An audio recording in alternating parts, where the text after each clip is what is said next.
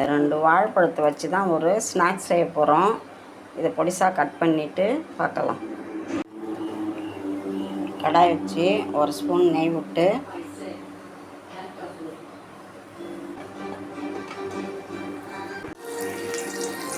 நல்லா மசிச்சிட்டேன். நீங்கள் வந்துட்டு ஃபஸ்ட்டு வாழைப்பழத்தை நல்லா மசிச்சுட்டு அதுக்கப்புறம் வானலில் போடுங்க.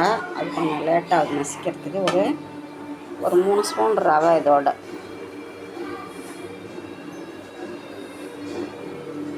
அதையும் இதோட வறுத்துக்கலாம்.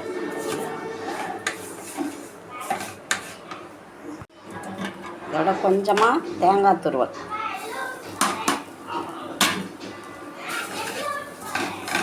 இதையும் நல்லா இதோட சேர்த்து வறுத்துக்கலாம்.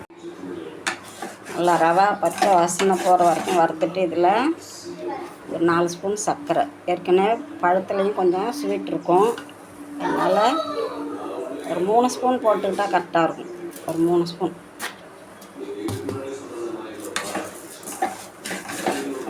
இது நல்லாவும் மெல்ட் ஆகி ஒரு பேஸ்ட் மாதிரி வரும். கொஞ்சம் காய்ச்சின பால் ஊற்றிக்கலாம்.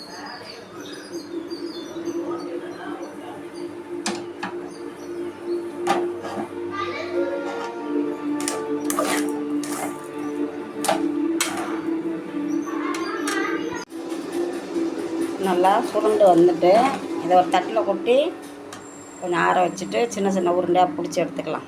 ஸ்டவ் ஆஃப் பண்ணிடலாம். கொஞ்சம் சூட்டோடைய சின்ன சின்ன பாலாக உருட்டி எடுத்துக்கலாம்.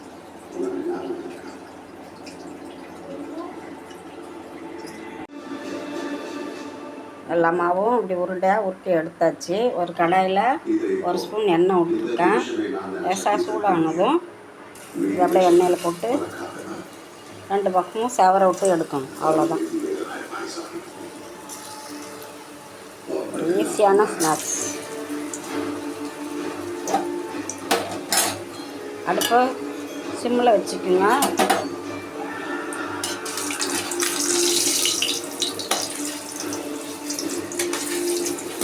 எல்லா பக்கமும் நல்லா பொரிஞ்சு வர மாதிரி பொரிச்சு எடுத்துக்கலாம்.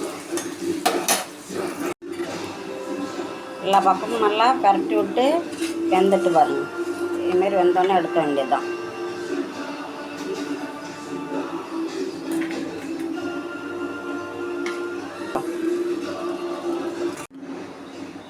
ஒரு பனானா பால் ரெடி ஆகிட்டு, ரொம்ப ஈஸியான ரெசிபி இது. ட்ரை பண்ணி பாருங்கள். நல்லா ஸ்வீட்டாக நல்லாயிருக்கு. நீங்கள் பழத்தை நல்லா ஃபஸ்ட்டு மசிச்சுட்டு அதுக்கப்புறம் நெய்யில் போட்டு வதக்குங்க. நல்லா டேஸ்ட்டாகவும் இருக்குது. பிள்ளைங்களுக்கு ரொம்ப விரும்பாகவும் இருக்குது. இது பிள்ளைங்களுக்கு ரொம்ப பிடிக்கும். வச்சுட்டு அது